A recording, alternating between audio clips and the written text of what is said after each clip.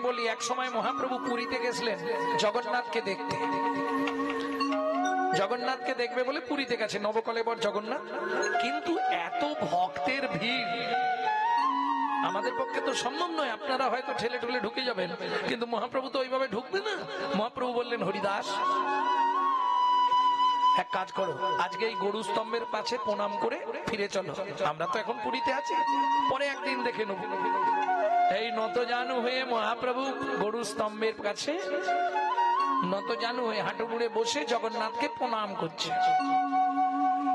আপনাদের মতো বহু মায়েরা গেছে জগন্নাথ দেখবো, তার মধ্যে একজন মা মনে মনে বলছে, জগন্নাথ যদি একটা উঁচু জায়গা পেতাম তাহলে আমি তোমাকে ভালো করে দেখতে পেতাম। ও তো পিছন দিকে পেছ হচ্ছে। এই পেছতে পেছতে একটা পা তুলে দিয়েছে মহাপ্রভুর পিঠের উপর। যখনই মহাপ্রভুর পিঠের ওপর একটা পা তুলে দিয়েছে, ওর মনে আনন্দের সীমা নেই, মনে ভাবছে উঁচু জায়গা পেয়ে গেছে। ব্যাস পায়ে ভার দিয়ে দুটো পাকেই তুলে নিয়েছে, মহাপ্রভুর পিঠের ওপর দাঁড়িয়ে জগন্নাথকে দেখছে। সচল জগন্নাথের ওপর দাঁড়িয়ে রমা দেবী ভক্তিমতী মা আমার অচল জগন্নাথকে দর্শন করছে। বাবু বললাম না, আপনার জ্ঞান থাকবে না। চিরানন্দং মুদা ভাতি, আপনি জ্ঞান শূন্য হয়ে যাবেন যদি গৌরচন্দ্রের প্রকাশ ঘটে যায়। ও তো দাঁড়িয়ে দাঁড়িয়ে দেখছে। মহাপ্রভুর প্রণাম করা হয়ে গেছে, উঠতে পারছে না বেচারি। কেন? উঠলে তো ভদ্রমহিলা পড়ে যাবে না, ওর সেবায় বিঘ্ন হয়ে যাবে। অতএব যা করছে করুক। রমা দেবী মহাপ্রভুর পিঠের ওপর দাঁড়িয়ে আপন মনে জগন্নাথ দেখছে। এইবার হরিদাস ঠাকুর প্রণাম করে উঠে পড়েছে। উঠে পড়ে বলছে, এই পাতিয়সিনী, এই মহিলা, ও মা। ও মা কালা নাকি রে বাবা, তো শুনতেই পায় না। আরে তুমি কোথায় দাঁড়িয়েছো? রমা দেবী চোখটা খুলে বলছে, তুমিও কি জগন্নাথ দেখবে? উঠে এসো, উঠে এসো না, এখানে উঠলে তুমিও জগন্নাথকে দেখতে পাবে, উঠে এসো। হরিদাস ঠাকুর মুখের দিকে দেখছে, এক দৃষ্টি। কেন? পরশমণির স্পর্শ লাগলে লোহা যেমন সোনা হয়, লোহা যেমন সোনা। রমা দেবী, রমা দেবী ওই চৈতন্য রূপে পরশমণির স্পর্শ পেয়ে, স্পর্শ পেয়ে তার দিক জ্ঞান শূন্য হয়ে গেছে। হরিদাস ঠাকুর বলেই যাচ্ছে, রমা দেবী তার জগন্নাথকে দেখছে আর মনে মনে বলছে, জগন্নাথ কে বলে তোমার করুণা নেই? আমি উঁচু জায়গা চাইছিলাম, তুমি ঠিক আমায় উঁচু জায়গায় জোগাড় করে দিয়েছো। আহা, আমার সৌভাগ্য, তোমাকে ভালো করে আমি দর্শন করতে পারছি। তুমি দেখবে তো, উঠে এসো, তুমিও উঠে এসো না। হরিদাস ঠাকুর এবার একটু ক্রোধ ভরে বলছে, ও মা, আরে তুমি কোথায় দাঁড়িয়েছো? কার ওপরে দাঁড়িয়েছো? একবার নিচের দিকে তাকিয়ে দেখো। যখনই রমা দেবী নিচের দিকে তাকিয়ে দেখেছে, আর থাকতে পারে, আছাড় খেয়ে পড়লেন মহাপ্রভুর চরণে। প্রভু গো, প্রভু গো, আমি জীবনে বড় ভুল করে ফেললাম, আমার জন্ম জন্মান্তরের ভজন নষ্ট হয়ে গেল, তুমি কৃপা করে আমায় ক্ষমা করে দাও দয়াময়, আমি বুঝতে পারিনি। হরিদাস ঠাকুর বলছে, তোমায় ক্ষমা? তোমায় আমি অভিশাপ দেব, তুমি মহাপ্রভুকে কষ্ট দিয়েছো এতক্ষণ ধরে। মহাপ্রভু বলছে, হরিদাস তিষ্ঠ, তিষ্ঠ, থামো। না প্রভু, ওকে ছাড়া যাবে না, ওকে আমি অভিশাপ দেবো। অবশ্যই অভিশাপ দেবে, তবে হরিদাস অভিশাপটা রমা দেবীকে নয়, অভিশাপটা তুমি আমাকে দাও। কি বলছো প্রভু? হ্যাঁ হরিদাস, শুধু একদিন নয়, যেন প্রতিদিন ভক্তে ধুলি পাই গো, যেন প্রতিদিন ভক্তে ধুলি পাই গো। ধন্য হবে প্রতিদিন ভক্তে চরণ ধুলি পাইব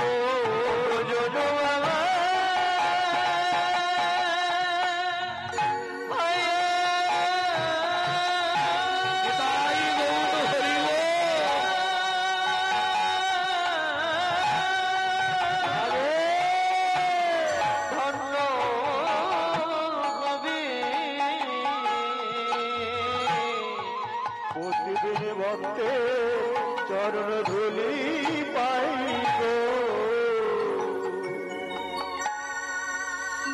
প্রভু তুমি আমায় ক্ষমা করলে তো? মহাপ্রভু বলছে রমাদেবী শুধু তুমি নয়, জগতে সবার এই একই ভাব চিদানন্দন্মুদা ভাতি, যার হৃদয়ে পূর্ণ ব্রহ্মের প্রকাশ ঘটেছে। ওই যে দেখুন মায়েরা সব ঘর বাড়ি ছেড়ে এসে সকাল থেকে এসে পড়ে আছে, কি করছে? হরিনাম শুনছে আর কাঁদছে। কেন? যার হৃদয়ে চিদানন্দন মুদাভাতি, যার হৃদয়ে গৌরচন্দ্রের প্রকাশ ঘটে গেছে, তার ভিতর বাহির দেখলেই ধরা যাবে ভিতর বাহির তার আলোকিত হয়ে গেছে।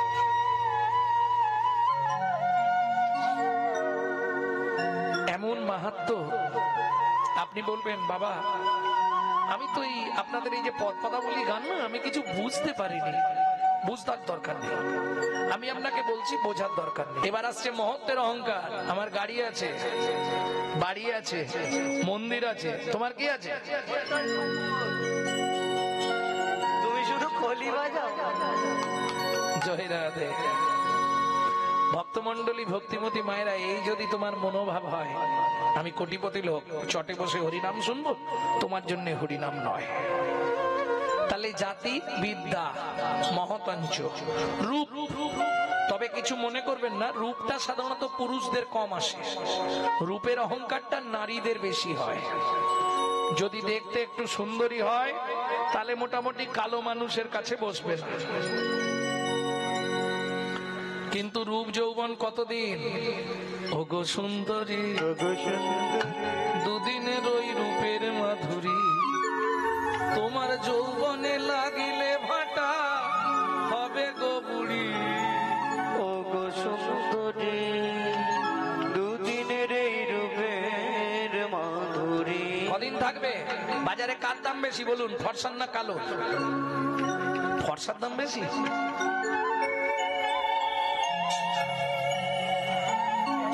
ফর্সার দামই বেশি না? এটা বর্তমান কলিযুগে। কিন্তু শুনে রাখো, শিমুলের ফুল দেখিতে লাল, শিমুলের ফুল দেখিতে লাল, শিমুলের ফুল দেখিতে লাল, শিমুলের ফুল দেখিতে লাল। মনে মনে ভাবি আছে কি মাল, মনে মনে ভাবি আছে কি মাল। ওরে পাপড়ি ছাড়াইয়ে যখন দেখি, পাপড়ি ছাড়াইয়ে যখন দেখি, মধু নাই শুধু তুলো রে, মধু নাই শুধু তুলো রে।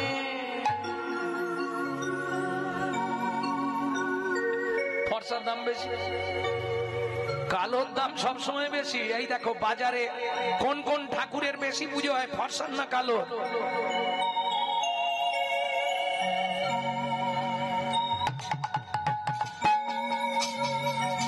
বড় বাবা, মা কালী, কৃষ্ণ। পৃথিবীতে যত দেবদেবী আছে সবার থেকে এই তিনজন পুজো বেশি পায়। ঠাকুর মশাইকে জিজ্ঞেস করো, কি ঘর ঘর কালী পুজো হয়? তাহলে কালী, কৃষ্ণ আর বড় বাবা তিনজন পুজো বেশি পায় না? হ্যাঁ, তুমি তোমাদের এদিকে কি হয় আমি জানিনি। গোটা অল ওয়ার্ল্ড যদি বিচার করা হয়, কালোর দাম বেশি। বিশ্বাস করো, কালো বিধাতার সৃষ্টি, কালো কোকিলে সুর মিষ্টি, বৃষ্টি হয় না কালো মেঘ বিনে, বৃষ্টি হয় না কালো মেঘ বিনে। যার চোখের তারা কালো নয় রে সখী, তাকে বলে বিড়াল চোখী। বিড়াল চোখী। রূপ থাকিলেও সুখ থাকে না মনে, ওরে রূপ থাকিলেও সুখ থাকে না মনে। ফর্সার আদর করে লোকে, কালো গুলো কি রাস্তায় পড়ে থাকে, পড়ে থাকে। বিচার করিয়া দেখো কালোর আদর বেশি, কালোর আদর বেশি। যে জানে সে গুণ গায়, সোনার গয়না মানায় কালো গায়, কালো গায়, কালো মেয়ে যেন মুক্ত কেশি, ওগো যেন মুক্ত কেশী। নিতাই গৌর হরি বল। কালোর দাম সবসময় বেশি, তবে বর্তমান কলিযুগে ওটা হচ্ছে না। বর্তমান কলিযুগে দেখতে সুন্দর হলেই ভাবতে ঠিক, তার দাম এখন বেশি। প্রেম সে বলো চৈতন্য মহাপ্রভু কি। তাহলে জাতিবিদ্যা মহতাঞ্চ রূপ যৌবন এবচ আদি পঞ্চকণ্টকা। আমি বলি মা, এই 5টা কাঁটা যতদিন তোমার মধ্যে বাসা বেঁধে থাকবে, তুমি যত জপ করো, মালা করো, তিলক করো, হরিনাম শোনো, হরিনাম করো, কোনো লাভ হবে না। যার জন্য মহাপ্রভু দিলেন হরিনাম, পরে হরি আগে নাম। লোম ধাতুর পত্রে হচ্ছে নাম। লোম ধাতুর মানে যাকে ডাকতে ডাকতে কৃপা করে নেমে আসেন বলে নাম। আগে নাম পরে হরি। কোথা থেকে নামতে বললেন? অহংকারের মঞ্চ থেকে, আভিজাত্যের সিংহাসন থেকে, অভিমানের আসন থেকে আগে নিচে নাম, তারপর বুঝে নেওয়া গেল। তা আমি হরিনাম শুনলাম আর দিন রাত করলাম, কাজ হবে কি? কাজ হবে? একটা প্রাচীন গান আপনাদের শোনাই, আমার বাবার মুখে শোনা। গুরু দিবি না জেলে দিলে, অন্ধকারে পথ পাবি না। গুরু দিবি না জেলে দিলে, অন্ধকারে পথ পাবি না। এ পদ পা ঘুরে মরবি, সেই পথে তোর যাওয়া হবে না। গুরু দিবি না জেলে দিলে, অন্ধকারে পথ পাবি না। গুরু দিবি না জেলে দিলে। তাই সব থেকে আমাদের জীবনে সর্বনাশ করলো কে জানো? জ্ঞান। একে জ্ঞান ভাঙা লাঠি, পদ হয়েছে পিছল মাটি। একে জ্ঞান ভাঙা মাটি, পদ হয়েছে পিছল মাটি। শেষে মায়ার গর্তে পড়বে পাটি, বৃন্দাবনে যাওয়া হবে না। গুরু দিবি না জেলে দিলে, অন্ধকারে তুই পথ পাবি না। গুরু দিবি না জেলে দিলে। আস্তে। তাহলে জাতিবিদ্যা মহতঞ্চ আদি পঞ্চকণ্টকা। আর 5টা কাঁটা। আর পোকা কটা বলেছিলাম মা? এই ভুলে গেছে, দেখো কীর্তন শুনতে গিয়ে ভুলে যাচ্ছ। 6টা পোকা, 5টা কাঁটা, 6টি পোকা। 6টা পোকা কি কি? কাম, ক্রোধ, লোভ, মোহ, মধু, মাশ্চর্য। এই পোকাগুলোকে কি করবে? বশ মানাতে হবে। এরা খুব লোভী, এদেরকে বশ মানাতে হবে। তাড়ি দিলে ভজন করতে পারবে না। যদি এই পোকাগুলোকে ঘর থেকে তাড়ি দাও, তোমার ভজনও হবে না। কাম চাই, কাম না থাকলে ভজন হয় না। কামকে কোথায় নিযুক্ত করতে হবে? কাম কৃষ্ণ কর্মাপনে, ক্রোধ ভক্ত দেশী জনে, স্থানে স্থানে নিযুক্ত করিবে। বোঝা গেল? ঠিক বোঝা গেল? কামকে কোথায় দেবে? ভগবানের চরণে। কাম আর ক্রোধকে কোথায় দেবে? কৃষ্ণ বিদ্বেষী জনে। যারা গোবিন্দকে ভালোবাসে না, তাদের কাছে ক্রোধ কাজে লাগবে। বোঝা গেল? কাম কৃষ্ণ কর্মাপনে। কাম মানে ইচ্ছা। ইচ্ছাটা কোথায় জাগাবে? এই দুটো ফুল তুলবো, একটা মালা গাঁথবো।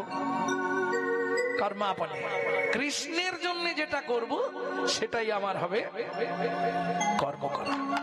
আর সেই হলো সব থেকে বড় ধর্ম। ভক্তমন্ডলী, ভক্তিমতী মায়েরা, তাহলে বুঝে নেওয়া গেল 5টি কাঁটা, 6টি পোকা। কাঞ্চনা বলছে ও প্রিয়া, তাহলে ফুলের সঙ্গে হবে না। পাতর অরুণ সন্তান, পাতর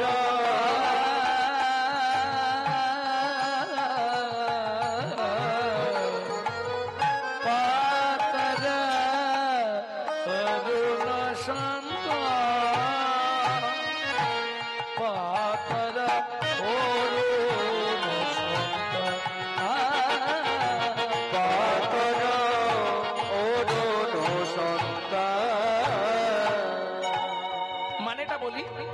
যে তুলনা করব প্রভাতের অরুণ, অরুণ মানে সূর্য, প্রভাতের সূর্যের সঙ্গে আমার গৌরাঙ্গ রূপের তুলনা করা হবে।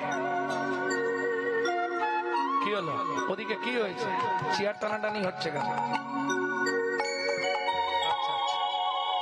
পাতর অরুণ সন্তান, প্রভাতের সূর্যের সঙ্গে গৌরাঙ্গের তুলনা।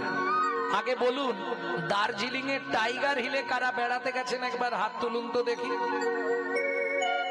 ওমা, এদিকের মানুষ বেড়াতে যায় না? কেউ যায় না?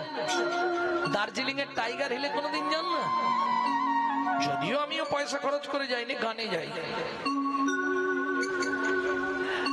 মোটামুটি শিলিগুড়ি গানে গেলাম, ওখান থেকে যার বাড়ি রইলাম 2-3 দিন, তাকেই বললাম বাবা একটু দার্জিলিং এ যাবো, চল, নিয়ে চলে গেল। ওই দিকটা খুব গান হয়, কীর্তন খুব হয়, তবে ওদিকে এই ধরনেরই কীর্তন চলে। এই রূপ আক্ষেপ, প্রেম বৈচিত্র্য, মুরলী শিক্ষা, মুরলী বর্ষণ, এইসব কীর্তন চলে। অষ্টকালীন, 16কালীন, 32কালীন, 64কালীন, প্রচুর দল পরপর চলছে দিন রাত দিন রাত। হ্যাঁ, পৌষ মাসের কনকনে ঠান্ডায় একদিন আমাকে বলেছে রাত্রে আজকে গান করতে হবে। দেখবো আপনার গানে নাকি সবাই বলছে লোক বেশি হয়, তাহলে আপনাকে একদিন রাত্রে দেবো। পৌষ মাসের কনকনে ঠান্ডা, রাত্রি 2টো থেকে আসর দিয়েছে। 2টোর সময় একদম টুপি মামলার ঠাবলার বেঁধে গেছি। হ্যাঁ, আর দেখাতে হবে না কিছু, যা ঠান্ডা, তাতেও কাঁপাচ্ছে। বাপরে, গান কি গাইবো, ঠোঁট কেঁপে যাচ্ছে, এত ঠান্ডা। ওদিকে ঠান্ডা তো বেশি, আর পৌষ মাস, তাতেও দেখছি মোটামুটি কীর্তনটা শুরু করেছি। বন্দনা করে যখন দাঁড়িয়েছি, চাদর মুড়ি দিয়ে বসেছিলাম, এইবার দাঁড়িয়ে চাদরটা খুলেছি, তখন দেখছি মোটামুটি 10,000 টপকে গেছে। আমি বলি এদের পায়ে ধুলো একটু মাগলে আমার লাভ ছিল। হ্যাঁ, ওই ঠান্ডার মধ্যে তারা এসছে কীর্তন শুনতে। ভাবুন, তাদের পায়ের ধুলো মাগলে আমাদের জীবন ধন্য হবে। 10,000 মানে চারটিখানি কথা, অত মানুষ। ভক্তমন্ডলী, ভক্তিমতী মায়েরা, তা দার্জিলিং এর টাইগার হিলে দাঁড়ালে সূর্য ওঠাটা ভালো দেখা যায়, কিন্তু মুশকিলটা কি জানেন? ওই ঠান্ডার মধ্যে আপনি তো লেপ কম্বল গায়ে দিয়ে আছেন, সূর্যটা যখনই ওই আগুন লাগার মতো জ্বলতে জ্বলতে ধপাস করে উঠে যাবে, তখনই আপনি সঙ্গে সঙ্গে গোটা গায়ে দরদর করে আপনাকে ঘাম দিয়ে দেবে। এটাই মজা। বিষ্ণুপ্রিয়া বলছে, ও কাঞ্চনা, সূর্যের সঙ্গে তুলনা করবি? ওতে তাপ আছে রে, তাপ আছে রে, ওই প্রভাতের অরুণে তাপ আছে রে, ওই প্রভাতের অরুণে তাপ আছে রে, গোড়ার বিন্দু মাত্র তাপ নাই রে, প্রভাতের অরুণে তাপ আছে রে, গোড়ার বিন্দু মাত্র তাপ নাই রে, জীবের তিতাব জ্বালা জুড়িয়ে যায় রে, তাপ নাই রে, সব জ্বালা জুড়িয়ে যায় রে, মাত্র তাপ নাই রে, প্রভাতের অরুণে তাপ আছে রে।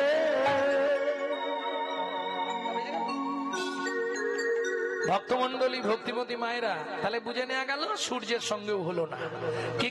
কি হেরে গেলেন, কটায় হারলেন বলুন? বিদ্যুৎ, সোনফুল আর সূর্য, কটা হলো? 3টে হেরে গেছে, 5টা তুলনা হবে, আর 2টো বাকি। কাঞ্চনা বলছে, ও প্রিয়া, প্রিয়া কি আমি যতবার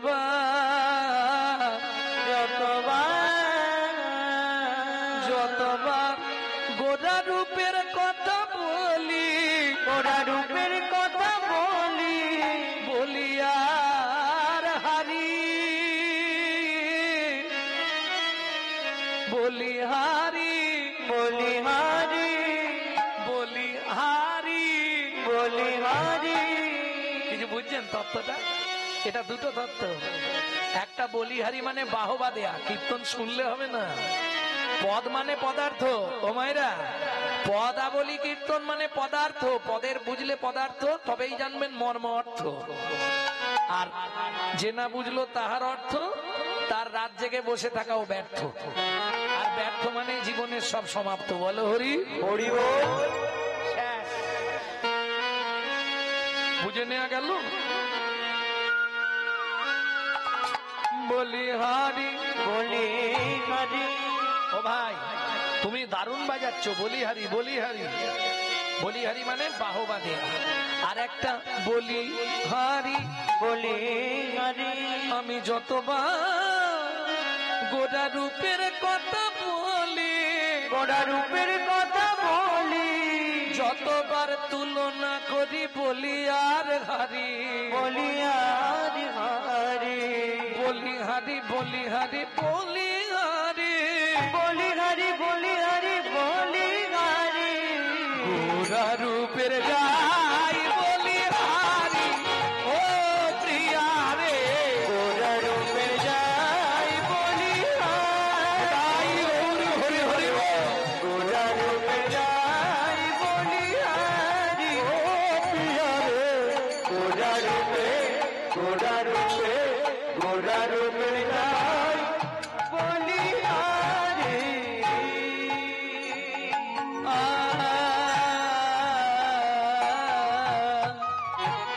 ও মায়েরা, এবার তুলনা করবো যার সঙ্গে, দেখে নিন। পৃথিবীতে সারা পৃথিবীটাকে আলো দেয়। হে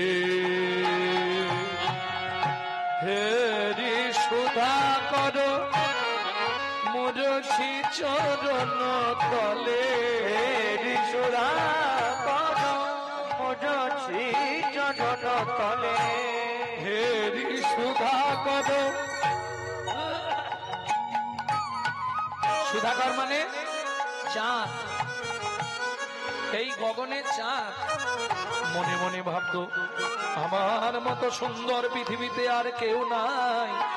সেই গগনের চাঁদ যেদিন আমার গোরা চাঁদকে দেখলো, মনে মনে ভাবলো আমার তো আর গোরা চাঁদের মাথার ওপরে থাকা শোভা পায় না, শোভা পায় না।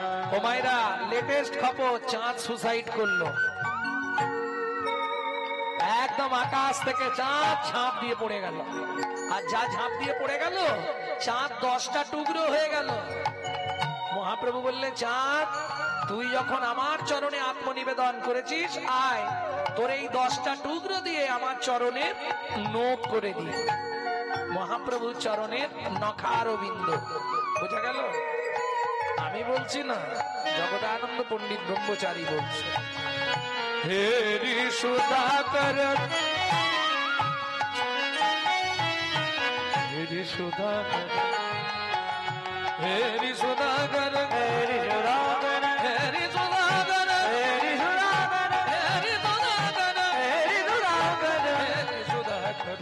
হেরি সুধা, হেরি সুধা, হেরি সুধা, হেরি সুধা, হেরি সুধা, হেরি সুধা, হেরি সুধা, হেরি সুধা, হেরি সুধা, হেরি সুধা, হেরি সুধা মুরছি চরণ তলে, হেরি সুধাকর মুরছি চরণ তলে। পড়ু দর্শন করুব ধরি ধরি, গোড়া রূপের যাই অঞ্চনারে, গোড়া রূপে যাই বলিহারি। ও বিয়ারে, গোড়া রূপে, গোড়া রূপে, গোড়া রূপে যাই বলিহারি।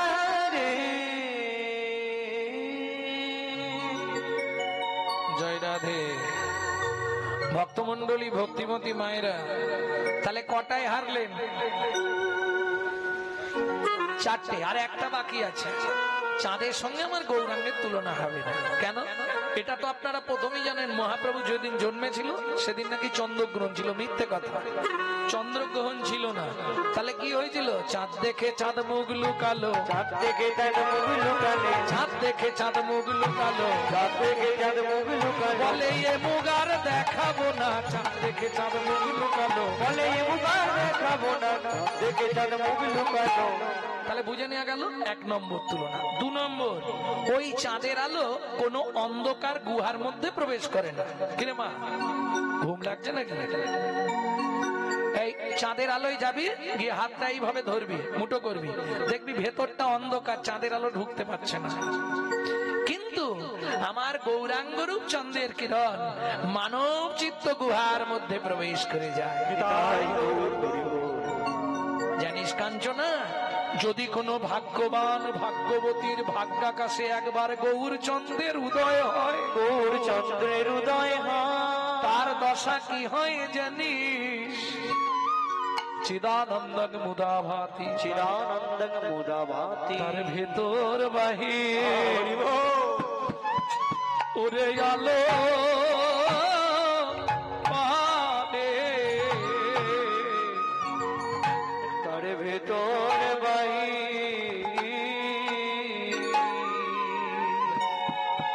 বাহিরালো করে। একবার উদয় হলে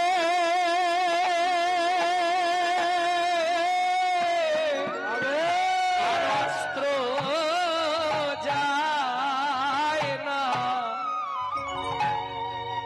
তার ভেতর বাহিরালো